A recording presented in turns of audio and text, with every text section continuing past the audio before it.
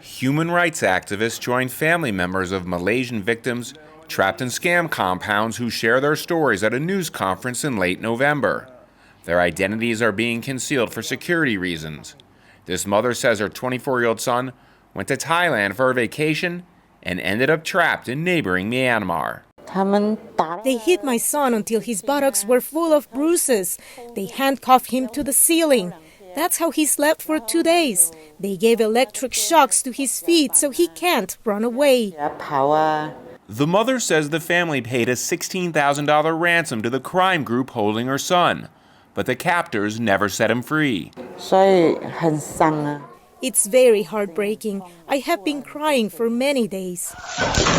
The non-government organization Pertubahan Kebajikan Al-Ihsan Islamiyah Malaysia says this video shows victims trapped and tortured at scam compounds in Myanmar, Cambodia, and Laos.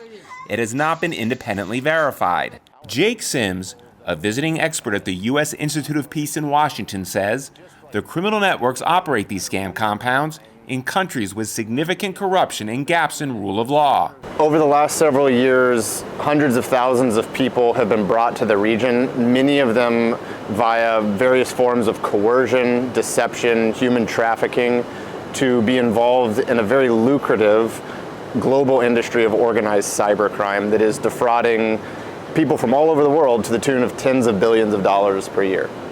2 years ago, warnings about this crisis were sounded across Asia. Victims' families held demonstrations, including this candlelight vigil in Kuala Lumpur.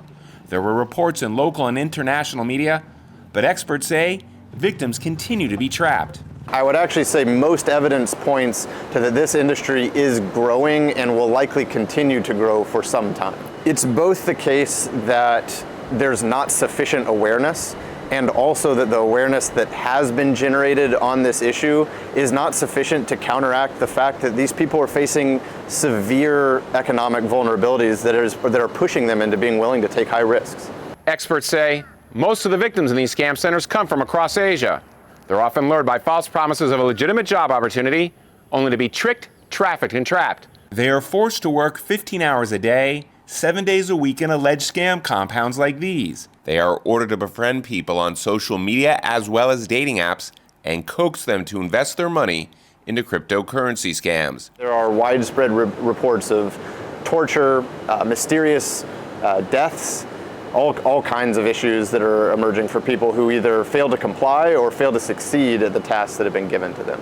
And experts say these types of cybercrimes and the human trafficking connected to it show no signs of slowing down. Dave Grunebaum, VOA News, Kuala Lumpur.